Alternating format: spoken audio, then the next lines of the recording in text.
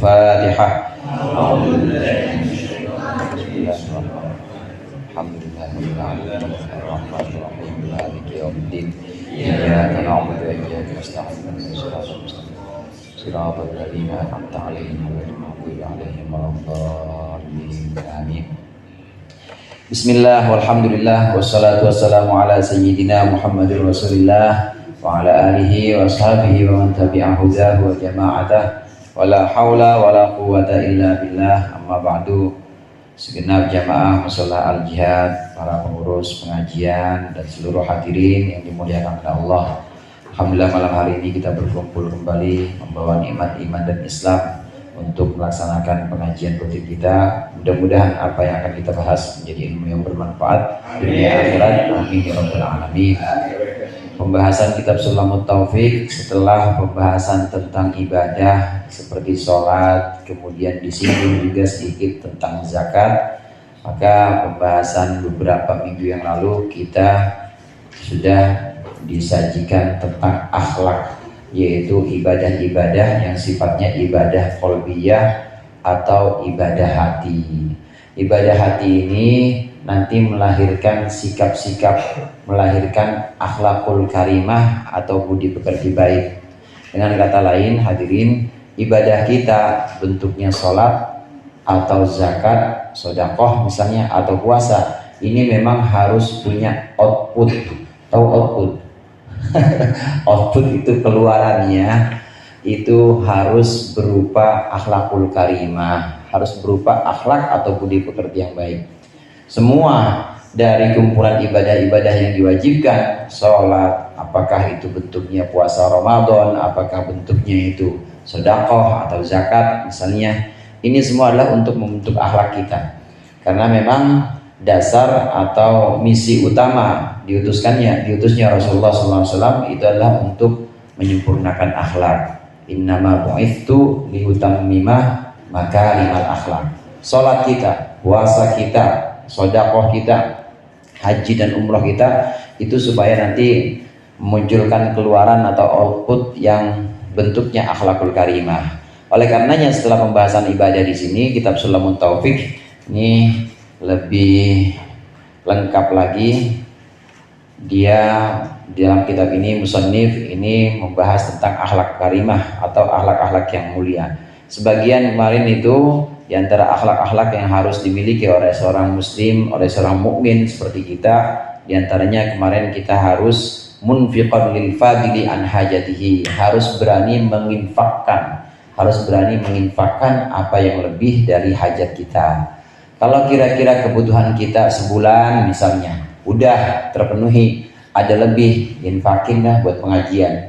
Infakin, ini bukan pesanan, bukan dari saya ini emang. Infakin dah buat musola atau buat orang-orang miskin, anak yatim misalnya, kalau memang sudah ada kelebihan. Bahkan kalau ulama-ulama, orang-orang soleh dulu, ulama salaf soleh itu bahkan tidak pernah menyimpan untuk hari esok.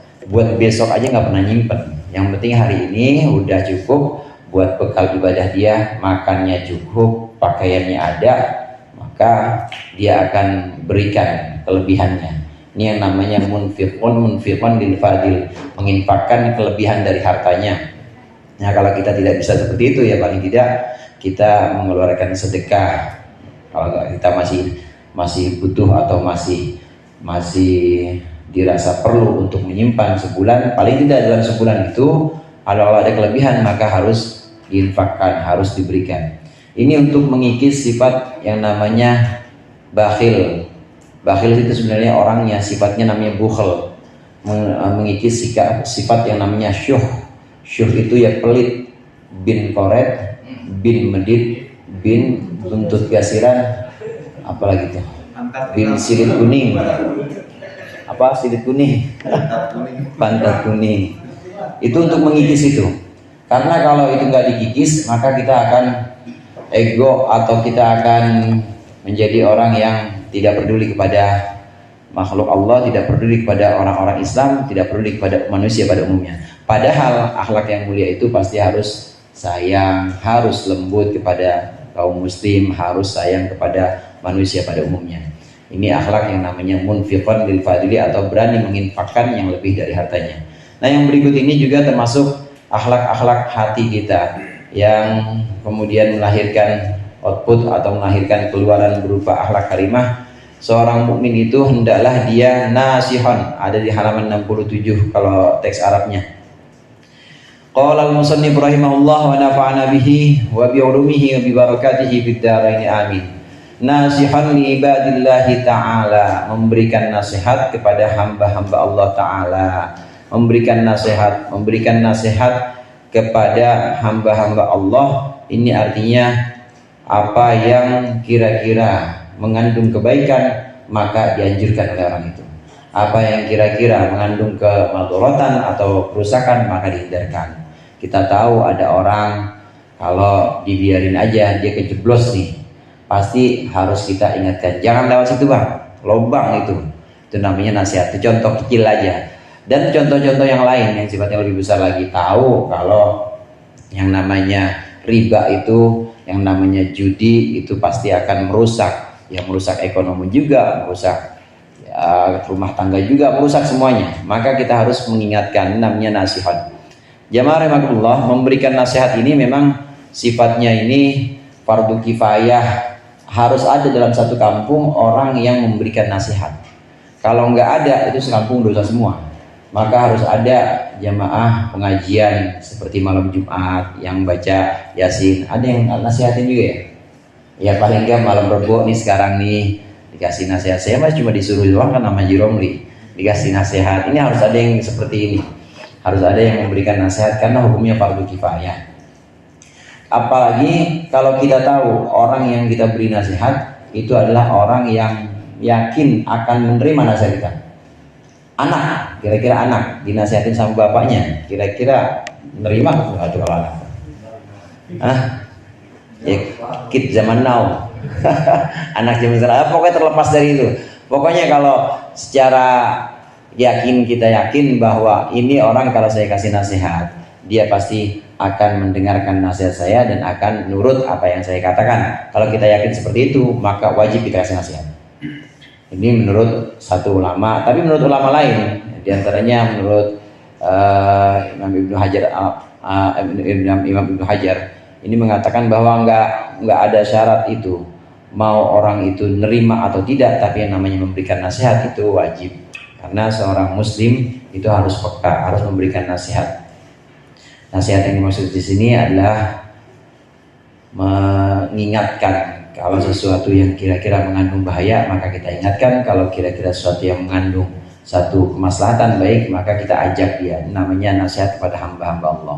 Kemudian yang kedua, yang berikutnya itu musyfiqan alaihim. Musyfiqan alaihim, mengasihani orang-orang muslim, mengasihani orang-orang mukmin. Banyak cerita-cerita atau pembicaraan-pembicaraan tentang asyafaqah. Asyafaqah ini artinya belas kasihan. Belas kasihan kepada orang muslim, kepada sesama muslim, kepada sesama mukmin, terutama yang dekat dari kita. Al-aqrab tsummal aqrab, yang paling dekat itu tetangga bisa, atau tetangga kampung, atau tetangga RT misalnya. Pokoknya yang lebih dekat itu yang lebih dahulukan. Mengasihani sama muslim ini banyak, diantaranya Sayyidina Abdullah bin Umar, anaknya Sayyidina Umar. Ini kalau melihat orang baik, dia kemudian mukanya juga senyum terus, pokoknya dia baik, maka makin sayang Sayyidina Umar. Dikasih duit saudara, dikasih duit. Diceritakan di sini bukan dikasih duit, tapi yazdadu fi thamanidar. Jadi rumahnya itu ditawar dan ditawar dengan harga yang tinggi. Kalau kira-kira itu orangnya orang yang baik dan senang, makin sayang Abdullah bin Umar. Makin sayangnya diantaranya tadi, itu rumahnya ditawar dengan harga yang tinggi. Ada ulama lain, misalnya seperti Abu Muslim Al-Khawlani. Ini saking sayangnya ini, ada ulama namanya Abu Muslim Al-Khawlani. Dia kalau lewat di depan orang banyak, ini kadang-kadang nggak suka salam. Kenapa? Khawatir pandangan orang itu kepada Abu Muslim itu pandangan yang tidak hormat. Biasanya kalau pandangan nggak hormat, dikasih salam jawab nggak Pak? Dikasih salam biasanya jawab nggak? Nggak jawab, orang nggak hormat. Assalamualaikum, dia diem aja. Khawatir ini pada diem aja. Sebab diem aja maka jadi dosa. Saking sayangnya ini Abu Muslim pada orang-orang, maka dia mendingan nggak salam. Khawatir kalau salam orang-orang itu nggak jawab, gara-gara nggak jawab jadi dosa. Itu saking sayangnya atau saking kasihannya kepada orang Muslim. Ini ulama yang namanya Abu Muslim Al-Khawlani. Kemudian ada lagi cerita-cerita, banyak cerita-cerita tentang sayangnya para ulama, kasihan atau belas kasihnya ulama kepada orang-orang Muslim pada umumnya. Ini sangat banyak. Di antaranya tips ini, ada ulama Abu Abdullah Al-Antokiyah namanya. Dia memberikan tips. Kalau kita saudara, kalau kita kumpul sama orang, kira-kira menurut kita ini orang bakal meremehin kita, bakal ngece, tau ngece ya, bakal ngejek kita, mendingan gak usah kumpul. Bakal ngebully kita, mendingan gak usah kumpul. Kenapa? Khawatir gara-gara dia ngebully kita dosa. Saking sayangnya itu, saking sayang kita sama orang-orang yang ngebully kita. Tapi bagaimana kalau kumpulnya salat jamaah? Nah, kecuali itu dah. Kalau kumpulnya untuk salat jamaah, untuk ngaji, ya nggak apa-apa. Ya masa ya orang lagi sholat ngebully kan nggak mungkin ya. Lagi ngaji ngebully kan nggak mungkin. Udahan ngaji biasanya. Mulai ngebully lagi. Udah ngaji pulang nih kan dah. Udah sholat pulang. Kenapa? Kasihan. Kasihannya bukan karena dia takut dibully atau bukan karena dia marah, harga dirinya diinjak-injak, bukan, tapi kasihan karena ngebully kan dia jadi dosa. Maka mendingan gak usah kumpul sama orang-orang begitu. Ini pesannya ulama yang namanya Abu Abdullah Al-Antokiyah. Kalau kita yakin bahwa orang-orang bakal ngebully kita, bakal meremehkan kita, kalau kumpul bareng mereka, maka mendingan gak usah kumpul. Khawatir gara-gara ngeremehin kita atau ngebully atau ngejek, khawatir kena dosanya mereka. Sayangnya kepada umat muslim. Umat muslim, kaum muslim, saudara-saudara kita ini juga harus kita pandang dengan pandangan rahmah atau pandangan kasih sayang. Ada satu amalan di antara macam-macam waliullah, aulia, wali-wali Allah itu ada yang namanya wali abdal. Wali abdal itu banyak saudara, wali abdal. Wali abdal itu bisa di Bintaro ada wali abdal, bisa di Ceger ada wali abdal, di Kebayoran ada wali abdal. Di antara ciri-ciri wali abdal itu adalah sayang sama orang muslim. Jadi model-model kayak tadi itu, dia khawatir kalau ngejek dia nanti jadi dosa, mendingan gak usah kumpul lah. Dia khawatir kalau mengucapkan salam gak dijawab, gara-gara gak jawab salam jadi dosa, maka mendingan gak usah salam. Begitu jauh pandangannya, begitu dalam pandangannya, kasihan kepada orang-orang muslim. Ini rasa belas kasihnya kepada orang-orang muslim. Inilah ciri wali-wali abdal. Wali abdal itu biasanya ciri-cirinya sayang sama orang-orang muslim. Dan orang yang mau menjadi wali abdal diantaranya harus mengamalin ini, harus sayang sama orang-orang muslim, harus sayang sama tetangga, harus sayang sama teman-temannya terutama yang kenal sama dia. Dan tambahan lagi, baca doanya. Mau jadi wali abdal, jadi wali abdal, doanya Allahumma arham ummata Muhammadin, Allahumma arham ummata Sayyidina Muhammad, Allahumma aslih ummata Sayyidina Muhammad, Allahumma farrij an ummati Sayyidina Muhammad.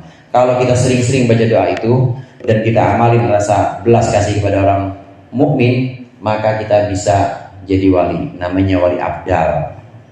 Coba dah amalin dah Bang Pendi ya, yang kira-kira pantas nih. Haji Romli, Ali Fatah, Pak Dayo, pokoknya sayang sama tetangga, sama orang-orang muslim. Terus doain orang muslim, Allahumma arham ummata Sayyidina Muhammad, Allahumma aslih ummata Sayyidina Muhammad, Allahumma farrij an ummati Sayyidina Muhammad. Sering-sering doain itu. Itu artinya ya Allah sayangi orang-orang, sayangi umat Nabi Muhammad. Ya Allah perbaikilah umat Nabi Muhammad agar lebih baik ya Allah, dan lapangkanlah kesulitan-kesulitan umat Nabi Muhammad. Ini doa muncul dari rasa sayang atau belas kasih kepada sesama muslim.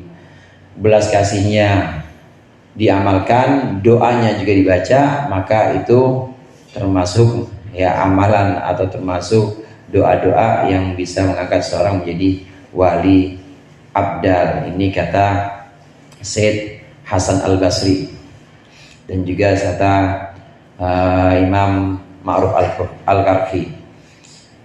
Sayang kepada orang mukmin. Kemudian diantaranya akhlak seorang mukmin itu adalah rahiman bihim.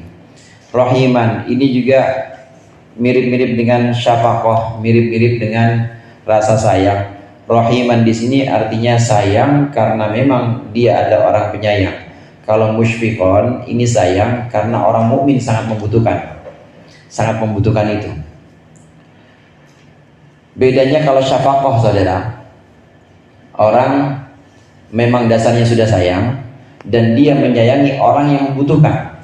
Contoh begini misalnya, kita emang dasarnya orang penyayang. Di sini orang penyayang semua ya sini ya.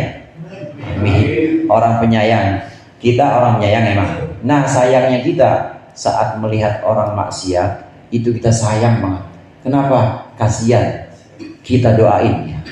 Kita doain supaya dia dapat hidayah atau dapat petunjuk dari Allah, diangkat dan gampang dia buat taubat. Sayang. Kita ngelihat orang yang sedang maksiat, nangis hati kita bukan karena kita kagak ikut-ikut maksiat, bukan. Nangisnya karena kita kasihan, sayang. Ini rasa sayang seperti ini, sayang kepada orang yang memang membutuhkan. Orang yang membutuhkan namanya syafaqah. Nah kalau rahim ini lebih umum. Rahim ini sayang baik kepada orang yang membutuhkan maupun orang yang tidak membutuhkan. Itu bedanya. Rahim itu orang yang membutuhkan, seperti orang maksiat tadi membutuhkan juga kasih sayang. Kemudian orang yang sesat itu juga membutuhkan kasih sayang. Itu sifat syafaqah. Nah kalau rahim umum, baik yang membutuhkan kasih sayang maupun yang tidak membutuhkan kasih sayang, dia belas kasih kepada orang-orang muslim pada umumnya. Kalau kita melihat ini dua akhlak ini, asy-syafaqah war rahmah, orang yang disebut dengan musyfiqon atau rahiman, ini kita seharusnya ketika kita melihat ada orang buruk budi pekertinya, maka yang muncul dalam hati kita itu belas kasihan, yang muncul dalam hati kita itu adalah rasa sayang dan mendoakan dia. Orang yang gak sayang kepada orang yang berbuat buruk, maka dia lebih buruk dibanding orang itu. Kata ulama, orang yang tidak sayang kepada orang yang berbuat buruk, maka dia lebih buruk keadaannya dibanding orang itu. Man lam yarham ar-rajulassu fahuwa aswa'u minhu. Orang yang tidak sayang kepada orang yang berbuat buruk, maka dia lebih buruk dibanding orang itu. Ini kita latih dari hati kita latih akhlak kita supaya saat kita melihat orang-orang yang buruk budi pekertinya, maka kita segera muncul rasa sayang itu, rasa belas kasih kepada mereka.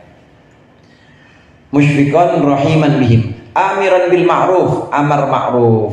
Amar ma'ruf itu artinya memerintah atau menyuruh kepada kebaikan. Ma'ruf di sini hadirin mencakup yang berkaitan dengan iman, seperti sholat berkaitan dengan iman. Kemudian ya kalau belum non muslim ya kita ajak yang baik-baik, namanya amar ma'ruf. Ma'ruf mencakup sesuatu yang sifatnya keimanan, seperti Islam juga, syariat Islam, ini ma'ruf yang pertama. Kemudian ma'ruf juga bisa berarti qaulul haq atau perkataan yang baik. Perkataan yang baik, jujur, tidak bohong, ini termasuk ma'ruf. Kita menyuruh perkataan yang baik. Termasuk yang ma'ruf itu yang ketiga, yaitu akhlak, mengajak orang untuk berakhlak yang baik, dan silaturahim termasuk ma'ruf. Jadi ma'ruf ada 4. Kalau kita kenal ada amar ma'ruf, menyuruh kebaikan. Yang ingin maksud dengan kebaikan ini ada 4 macam. Yang pertama segi keimanan, yang kedua yaitu akhlakul kalimah, yang ketiga kata-kata yang baik, dan yang keempat silaturahim. Dengan demikian hadirin, yang namanya amar ma'ruf, ya yang namanya amar ma'ruf ini harus orang yang memang mengenal kebaikan itu. Contoh misalnya begini, ada orang non muslim, dia kan belum kenal sholat, orang non muslim, ya jangan dia ajak sholat, orang dia nggak tahu sholat itu apaan. Terus apa? Yang dikenal aja. 4 itu yang dikenal apa? Silaturahim, kenal dia, ya udah silaturahim. Terus yang dia kenal apa? Yang dia kenal di situ akhlak yang baik, atau berkata baik, ya udah ajak kepada aspek yang lain, karena dia belum sama imannya sama kita. Jadi jangan orang non muslim diajak amar ma'ruf suruh masuk agama Islam, jangan. Tapi 3 aspek yang lain, yaitu kita ajak untuk berbuat baik atau silaturahim, berkata baik, dan juga untuk akhlakul karimah. Ini amar ma'ruf. Seorang muslim harus amar ma'ruf. Kemudian harus nahyan anil munkar, nahi munkar. Nahi munkar itu maksudnya melarang kemungkaran.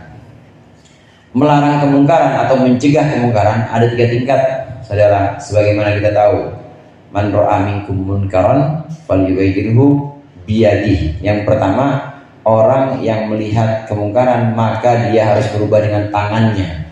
Ini pertama. Yang kedua, tingkat yang berikutnya dengan lisannya. Dengan lisannya bisa dengan mengingetin, bisa dengan menegur dan lain sebagainya. Yang ketiga dengan hatinya. Yang ketiga ini dengan hatinya, ini yang paling lemah. Minimal itu ada yang dengan hatinya. Ada ketidaksetujuan dalam hatinya bahwa itu ada perbuatan mungkar. Ini perbuatan mungkar ini, perbuatan yang dimaksud dengan perbuatan mungkar ini adalah perbuatan yang oleh orang ya dianggap sesuatu, orang yang kita larang atau orang yang kita cegah untuk melakukan kemungkaran. Ini adalah orang yang memang tahu kalau itu mungkar, orang yang tahu kalau itu adalah sesuatu yang buruk. Contohnya begini, ada orang, contohnya non muslim lagi, non muslim. Kalau menurut orang non muslim, pergi ke rumah ibadahnya, rumah ibadah mereka sendiri, itu sesuatu yang baik atau buruk? Baik. Maka kita nggak boleh, ini mungkar nih, hapusin ini, nggak boleh. Kenapa? Karena itu menurut dia adalah sesuatu yang baik, maka tidak bisa disebut sebagai yang mungkar. Jadi mungkar itu apa? Mungkar itu adalah sesuatu yang diingkari atau yang diingkari itu artinya tidak dikenal baik secara umum. Jadi bagaimana kemungkaran untuk orang yang beda agamanya? Kemungkaran untuk beda agamanya, kemungkaran yang memang diyakini oleh kita sama-sama bahwa itu adalah perbuatan buruk. Contohnya apa? Kumpul kebo misalnya. Kumpul kebo menurut orang muslim maupun non muslim kira-kira baik atau buruk? Buruk. Non muslim begitu juga, buruk nggak? Buruk juga, berarti itu mungkar. Nah itu harus dicegah, harus dilarang gitu. Jadi mungkar di sini tidak bisa mencakup semua aspek, apalagi aspek keimanan. Nggak bisa kita bilang orang yang pergi ke rumah ibadahnya itu disebut mungkar, nggak bisa. Tapi kemungkaran adalah sesuatu keburukan yang dianggap buruk oleh semua pihak. Biar dia beda imannya sama kita, beda Islamnya, tapi dia yakin, kita yakin bahwa itu adalah kemungkaran. Seperti kumpul kebo misalnya, nyolong. Muslim sama non muslim sama nggak tuh anggapan pada nyolong? Sama, mungkar nggak? Mungkar juga. Korupsi? Mungkar juga. Agamanya apa juga yang namanya korupsi itu mungkar, harus dicegah. Itu yang namanya mencegah kemungkaran. Nahyan anil munkar. Kemudian musari'an fil khairat. Musari'an fil khairat ini bergegas kepada kebaikan. Kalau perlu kita yang duluan. Kalau urusan sedekah kita paling dulu. Kalau urusan ngaji kita paling dulu. Namanya musari'an bil khairat. Bergegas buru-buru kepada kebaikan. Sebagai contoh atau sebagai pelopor, seorang muslim harus menjadi musari'an bil khairat. Mulaziman lil ibadah. Mulaziman lil ibadat maksudnya terus menerus melaksanakan ibadah. Minimal yang wajib-wajib, sholat kayak Fadil tuh, subuh dia datang ke sini. Kadang bapak yang belum datang dia udah datang. Zuhur dia datang ke sini. Asal itu namanya mulaziman lil ibadah. Orang mukmin harus seperti itu. Ya boleh di rumah, boleh di musala, pokoknya harus mulaziman lil ibadah atau terus menerus melaksanakan ibadah. Namanya kadang-kadang disebut mulazamah atau mudawamah. Sesuatu yang terus menerus dilakukan namanya mulazamah atau mudawamah. Kalau sesuatu itu yang baik namanya istiqomah. Kita tiap Rabu datang ke sini, malam Rabu datang ke sini, namanya istiqomah. Kenapa? Karena mudawamah atau mulazamah sesuatu yang baik. Kalau sesuatu yang baik nanti disebutnya dengan istiqomah. Tiap hari kita sholat 5 waktu namanya istiqomah, karena memudawamahkan atau memulazamahkan sesuatu yang baik. Nah kalau sesuatu yang buruk nggak bisa disebut istiqomah, ya sebut aja itu namanya mudawamah. Orang ya dia punya kebiasaan yang buruk pokoknya, judi online buruk, namanya bukan istiqomah. Saya mah istiqomah bang judi, bukan istiqomah itu namanya, tapi sebutannya mudawamah gitu aja. Iya emang dia orang yang terus menerus, orang yang continue terus menerus nggak pernah perek, namanya judi, itu namanya mudawamah bukan istiqomah. Itu bedanya mudawamah atau mulazamah dengan istiqomah. Kemudian dalan alal khairi, menunjukkan kepada kebaikan. Nabi Muhammad SAW bersabda, ad-dallu alal khairi kafa'ilihi. Orang yang menunjukkan kebaikan itu seperti orang yang melakukannya. Atau ada hadis lain, Rasulullah juga bersabda, man dalla alal khairi falahu mithlu ajri fa'ilihi. Siapa yang menunjukkan kebaikan, maka dia dapat ganjaran seperti orang yang melakukan. Kita udah sholat, ingetin anak kita, sholat, dapat lagi kita pahala. Seperti pahala atau seperti sholat yang dilakukan oleh anak kita. Kita menunjukkan kebaikan, maka pahala kita sama seperti orang yang melakukan kebaikan itu. Ngaji. Nah sementara kita lagi absen, nggak bisa ngaji. Selama orang itu ngaji, maka dia dapat pahala. Meskipun dia lagi piket waktu itu. Kayak Haji Romli. Nggak ngaji dia, piket tetap halnya. Kenapa? Soalnya yang ngajak dia. Namanya adalu alal khair. Semua kebaikan, al khair, kebaikan yang kita jadikan satu wasilah atau perantara buat melakukan pahala, kita tunjukkan supaya orang-orang itu melakukan kebaikan, maka kita akan dapat pahalanya juga. Selama orang itu melakukan kebaikan, kita ngalir. Jadi kayak MLM namanya. Kayak MLM, jadi kayak multi level marketing. Kadang-kadang kita nggak ngapa-ngapain aja, nggak ngapa-ngapain, kadang-kadang ada pahalanya. Kenapa? Orang yang pertama nunjukin saya, yang pertama ngajarin dia untuk berbuat baik, untuk rajin ngaji, untuk rajin sholat, saya. Maka ketika dia melakukan sholat dapat pahala juga. Da'iyan ilal huda, da'iyan ilal huda, mengajak kepada petunjuk, maksudnya kepada kebenaran, ajak kepada kebenaran, petunjuk, ya jelas di sini sesuatu yang di dalamnya ada kemaslahatan untuk orang mukmin, untuk orang banyak. Dzasumtin itu pendiam. Dzasumtin, as-sumtu itu diam dari sesuatu yang tidak ada gunanya, diam dari sesuatu yang kalau disebutkan yaitu nggak ada manfaat apa-apa. Kalau dia disebutkan nggak ada manfaat apa-apa, namanya dzasumtin. Hadis Rasulullah itu yang menyebutkan kata-kata as-sumtu ini, man kana minkum yu'minu billahi wal yaumil akhir falyaqul khairan aw liyasmut. Siapa orang di antara kalian yang iman kepada hari akhir, iman kepada Allah dan hari akhir, maka hendaklah berkata yang baik atau diam mendingan. Yasmut di sini as-sum adalah as-sukut amma la yaknihi. Diam yang dimaksud di sini, maksud oleh Rasulullah adalah diam dari sesuatu yang gak ada gunanya. Tapi kalau yang ada gunanya, nggak boleh diam kita. Waktunya kita ingetin orang, ingetin. Waktunya kita baca yasin tahlil, baca tahlil, nggak boleh diam. Waktunya kita memberikan nasihat, bernasihat. Karena memang itu sesuatu yang ada manfaatnya. Sesuatu yang tidak ada manfaatnya lebih baik kita diam. Ini dzasumtin. Seorang mukmin harus dzasumtin, harus lebih cenderung mengatakan sesuatu yang ada manfaatnya. Kalau kita bisa memilih-milih apa yang kita ucapkan dan sebisa mungkin yang kita ucapkan itu ada manfaatnya, maka ini jadi mukmin yang sempurna. Mukmin yang sempurna yaitu dengan memilih apa yang kita ucapkan. Wa tu'datin, tu'adah, itu yang enak baca tu'adah. Wa tu'adatin, dan apa tu'adah itu? Tu'adah itu tathabbut wa tarafuq. Jadi tu'adah itu tidak terburu-buru, itu namanya tu'adah. Berwibawa bisa dibilang. Jadi nggak buru-buru, mantep tapi dia pelan, mantep nggak terburu-buru, namanya tu'adah. Tu'adah itu tidak terburu-buru. Orang mukmin juga begitu, nggak boleh gerabak gerubuk, nggak boleh gerasa gerusu, dikit-dikit pergi, dikit-dikit ngumpulin masa, dikit-dikit apa namanya kalau ngumpulin masa tuh marah-marah, pokoknya begitu. Nggak boleh. Orang mukmin harus sumtin wa tu'adatin, harus berwibawa, tidak terburu-buru. Wa waqarin, dan juga waqar ini ketenangan, sama mirip-mirip dengan tu'adah. Waqar ini artinya ketenangan.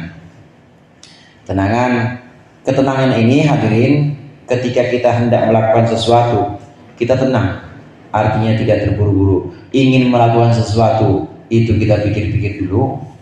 Kalau sesuatu yang memang tidak ada manfaatnya, kalau yang udah ada manfaatnya jelas seperti ibadah mah nggak usah pikir-pikir. Sesuatu yang manfaatnya kita masih sanksi, ini kita tidak terburu-buru, dipikir dulu.